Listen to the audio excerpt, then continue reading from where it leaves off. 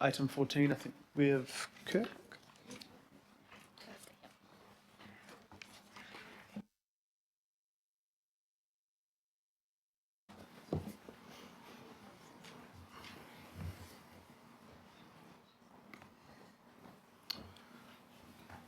Thank you, Kirk. If you just want to maybe go through just a high level of what the report is about, and then we'll just see if there's any questions. Thank you. Sure. Kia ora everyone, I'm Kirk Archibald. I manage energy efficiency and sustainability for community facilities. For the most part, I'll take that everybody's read the report, but giving a bit of an overview, central government's consulting in a number of areas around changes and initiatives, regulations around addressing climate change. The Ministry for Business, Innovation and Employment, MB, has released a discussion document around accelerating renewable energy and energy efficiency, and this proposes a range of options for reducing greenhouse gas emissions from stationary energy. In Auckland, this is largely natural gas used to produce heat and electricity used in industry. From an Auckland Council operational perspective, this relates primarily to our aquatic centres, but also our crematorium and water and wastewater treatment. For the region, greenhouse gas emissions from stationary energy are material. Across the region, they're about 26.6% of greenhouse gas emissions, and for Council's own operations, it's about 52% of our emissions. MB's discussion document, Accelerating Renewable Energy and Energy Efficiency, and our draft presentation are an opportunity to influence government policy in regards to stationary energy. And we felt it was important that we submit on this, given the significance of stationary energy on both council operational emissions footprint and also regional emissions. In some of our previous submissions on the Resource Management Act and its role in addressing climate change, and also the New Zealand Emissions Trading Scheme, we discussed the need for complementary measures to the Emissions Trading Scheme and the need for central government to use all available levers to support our climate targets across the region. And this discussion document speaks to those complementary measures and also government using all of its levers. And so consequently, our draft submission is largely in support of the policy options that have been proposed in the discussion document. So I'm interested in receiving further feedback from the committee today, and also the Independent Māori Statutory Board. Cool.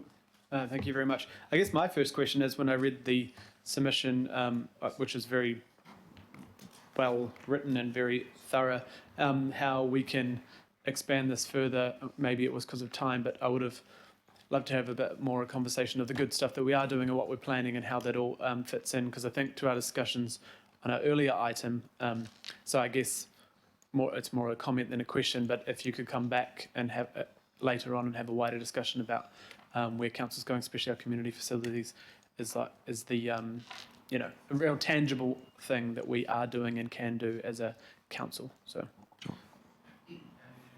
questions, Councillor Casey? Similar to the comment I made on the last item, I know this is a massive tome. It came in December when the boards really weren't properly formed, but the boards haven't really had a chance to read the big document. They've had a memo. Did you get feedback from them? It said it would be attached to the submission. No, we haven't had any feedback. But I think in the report you'll see, yes, that we had a big crunch on timing due to getting an extension granted from MB, and so we lost about 2 weeks of time to prepare the memo and the report. So could I just suggest, in the submission you talk about Auckland Council parent and the CCOs, but you don't actually specifically mention the local boards and any green plans that they may have, and quite a few boards have them. So it'd be quite good to incorporate some of that. I know they haven't given you the feedback, and I know the time was short, but it's just, again, keep reminding them we're different to everybody else.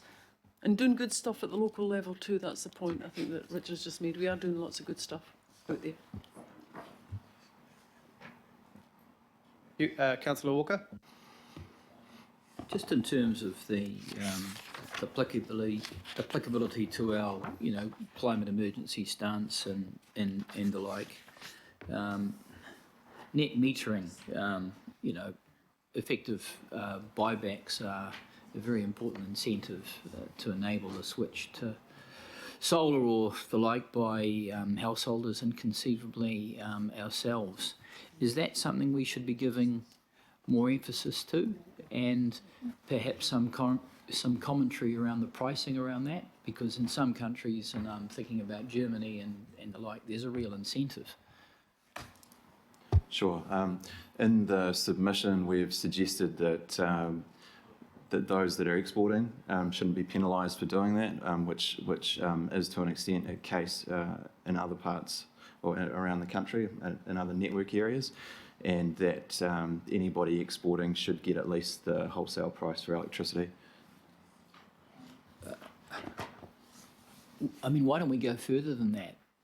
Why don't we have the circumstance that other countries and other lead cities have that actually incentivise it?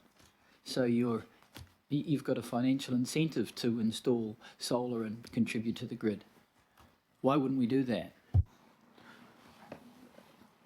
At the moment, the percentage of renewable electricity in the grid's about 84%, and generally the countries that have put policy in place around feed-in tariffs, so saying increasing the amount that retailers have to pay to buy solar, are the countries that have a much lower percentage of renewables in their electricity supply. So it's definitely something that we could do, but it would also have cost implications. Yeah. So coming back to our climate emergency and coming back to, let's say, the preference that our city might have, which other cities have, to be 100% renewable, why wouldn't we put something in to give effect to that? And sure, we're not 100% renewable in New Zealand, but Auckland Council could be, and other cities strive to be. So again, I come back to the question, why wouldn't we do that? And would that not fit with our climate emergency and the way that we're going? So I guess this just goes back to the walking the talk thing that I'm constantly coming back to. Well, I think, and why wouldn't we? Because of the proportion of renewable electricity in the grid at the moment, and also because the projection for that is to increase. There's around 3,000 megawatts of consented renewable generation that's ready to deploy, and effectively that's sitting there waiting for the wholesale price of electricity to be at a point that investment makes sense. So I think if we're putting in place, if we're making solar more viable, for example, and picking a winner there, then we are reducing the amount of that consented large-scale renewables that's going to be built. Again, coming back to our position as a council and the like, our strategy, which follows on from the earlier plan, that is around converting the vehicle fleet to electrical, and I'm assuming that we've done some work around the electricity demand for that. If we make the assumption that allied with that we were interested in being 100% renewable, quite obviously it makes sense that we would encourage encourage the government to have a strategy around net metering and a better rebate, because we're going to need it, aren't we? Well, we've done quite a lot of work on the business case for solar in our facilities, and there's a reasonable return on investment for it. So we've made the case that we can go ahead with that investment without the need for a feed-in tariff. So I think the investment in solar, based on the economics that we're seeing, stacks up on its own. Okay. Yes, my comment is we can be even Councillor better. Walker, we're just getting into a bit of a debate here, so we might just thank you for really important questions and good answers. We might just move to Member Karen Wilson now. Thank you. Thank you. In terms of the MIS and the power, it goes to the conversation had previously and endorse Councillor Casey, and where are you appearing as in local board, and where are you appearing as in mana whenua. And so I note in the Māori Impact statement you're referencing, I'm assuming, section 9 in terms of benefit for mana whenua.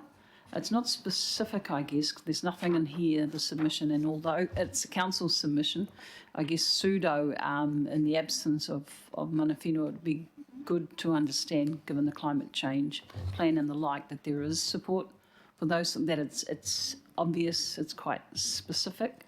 So you've hit on all the right points in the Māori impact statement, is what I'm saying. What part of that, if any, can accurately be reflected as a mana whenua view of the world, which is pretty standard and is well known within. So I don't need an answer, I'm just providing some feedback on where do you see yourself, and I'm talking about on behalf of mana whenua or Māori in a submission that comes from Auckland Council. Sorry, so was that a question in the end or feedback? I'm conscious of time, but feedback is probably all it is at this moment. Thank you. For you to consider. Thank you. Councillor Darby. Thank you. Now, I've heard the response and I appreciate the response to Councillor Walker's question, and I was thinking the same question, and obviously I'm not privy to all the modelling on pricing, etc. that you have, but I'll take your good advice. But it has been in my mind as well about what does trigger the need for, the buyback of localised generated energy. Probably you've already addressed that one, so I'll move on. The other part to that is the need for, and I guess it links back to that question, because you're saying that there's, what did you say, 3,000 kilowatts or? 3,000 megawatts. Megawatts, thank you, that's the big one. Ready to be deployed. But of course, that's likely to be big generation wind farms or solar or whatever it is, remote from markets. I'm really interested in how we're going to stimulate microgrid systems. In a resilient city, a resilient nation, you want energy, you want water, you want as much as possible close to the point of consumption. So first question is, how does this speak to that? And then I'll give you my second question, and that is around smart metering. Like many consumers in Auckland, we've probably had the energy distribution company knock on our door offering the really new smart meter. I'm here to put it in. And my question to them is, how smart is it for me as a consumer? Oh, it's mainly for the supplier of the energy. And that's what the current smart meter is. I think we need to stress that the smart meter needs to be smart for the consumer, not smart for the distribution company. Are we thinking about that? Because at the moment, they're smart for the distribution company, they're really dumb for the consumer, and they're deliberately so. A couple of questions there. Sure. Through the chair, in our draft submission, we've agreed with the proposals around community renewable energy projects, and also emphasised that there's resilience benefits to having community energy schemes. And for Auckland Council and our operations, that's specific to our rural halls, for example, that are used in emergency management. And we've also recommended that the government provide more support to unpick the regulation around community energy schemes at the moment, because in our experience, in looking at this from a council operational perspective, we found that the regulatory framework was probably the biggest barrier to community energy. And so it's definitely something that we support, and there's a lot of interest in the communities that we engage with as well, and something that we're asking for more support from central government on, specifically support for pilot projects and contestable funding as well. There aren't a lot of examples in New Zealand, and so we really need to build that up and get some experience. Regarding smart meters, we've recommended that the rollout of smart meters is leveraged to provide network pricing innovation, which would support renewable energy generation.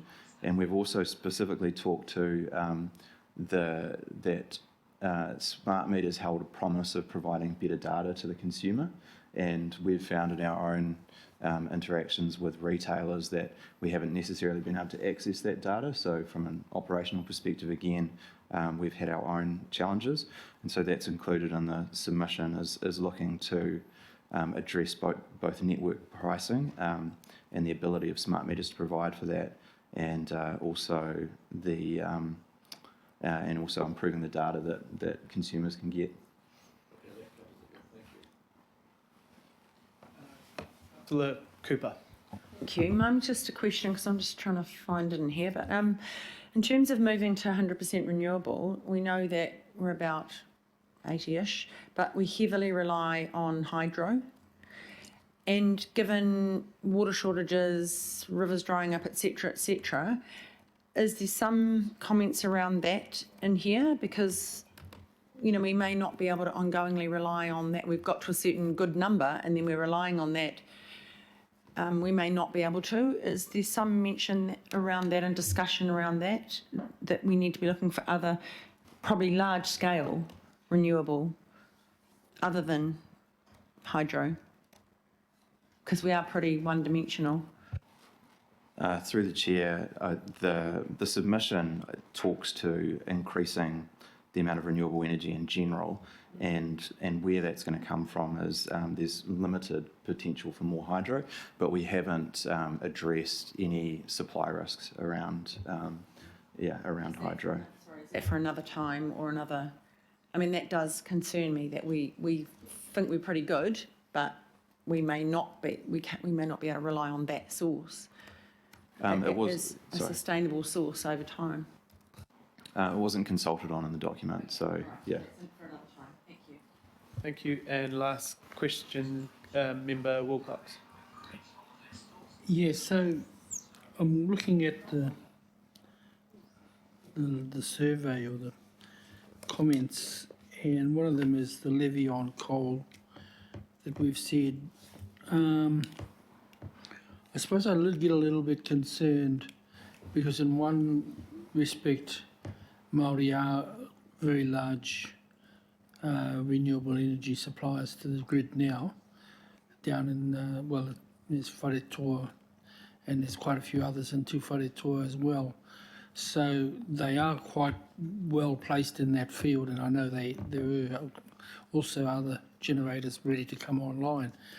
I suppose, so I mean, in one way, Māori are already taking advantage of that.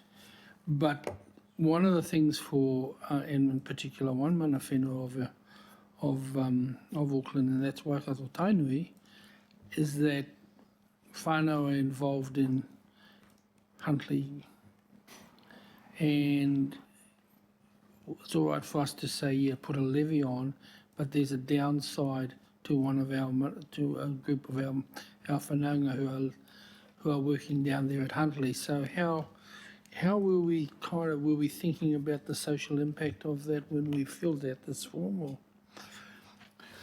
Well, through the chair, currently there are levies already on electricity, transport fuels and gas for efficiency initiatives and also for transition to renewable energy.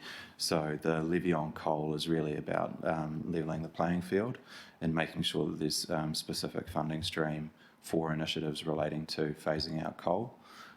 There's some discussion in the submission about making sure that any changes of regulation aren't socially regressive, so that we're not seeing any vulnerable communities being exposed to, say, price increases as a result of the of levies. But the levies on electricity and natural gas at the moment are pretty low. It's kind of, I think from memory, it wouldn't be any more than $10 million a year spread across the whole country. So we're not talking about a large impact on individuals.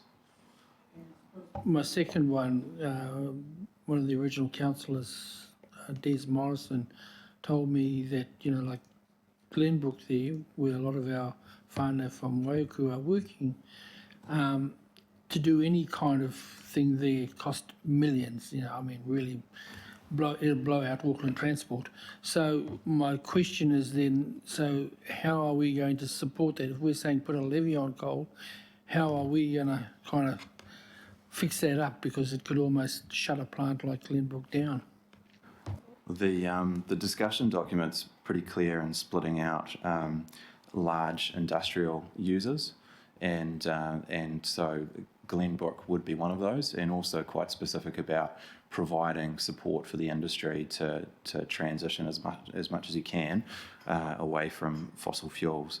So it's it's fairly balanced in that regard. And in our submission, we support the central government providing more support to large industry like that has limited ability to transition away in the short term.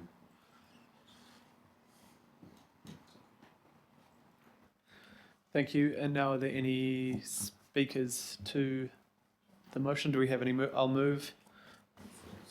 Second. Cashmore. Councillor Walker, you'd like to speak to this?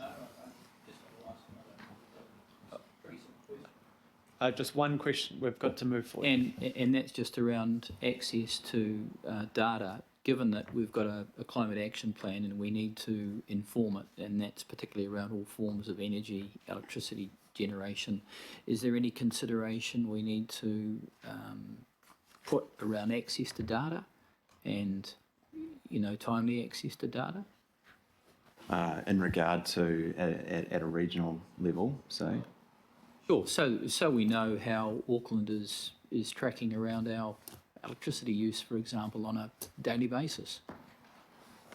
I can't really answer that, sorry. I'm not sure how that process works within council, how the regional picture's developed. Can I just make the suggestion that you have sufficient latitude to include this in something if Alec Tang and the team think it's a good idea? We are waiting on that data for 2017. It's very slow coming from MB at the moment. So we have the ability, Alec's team, Matthew Blakey is working on that. So there is data, but we don't hold the... I understand that. I'm just suggesting that this is an appropriate mechanism here to address the issue of data. Cool. So are there any speakers? Cool. So I'll move the motions on the table. All those in favour? Aye. Aye. And against? And carried. Thank you, Kirk. That's very, very good. Thank you. Right. Item 15, and we're getting close-ish to a quorum. So this is the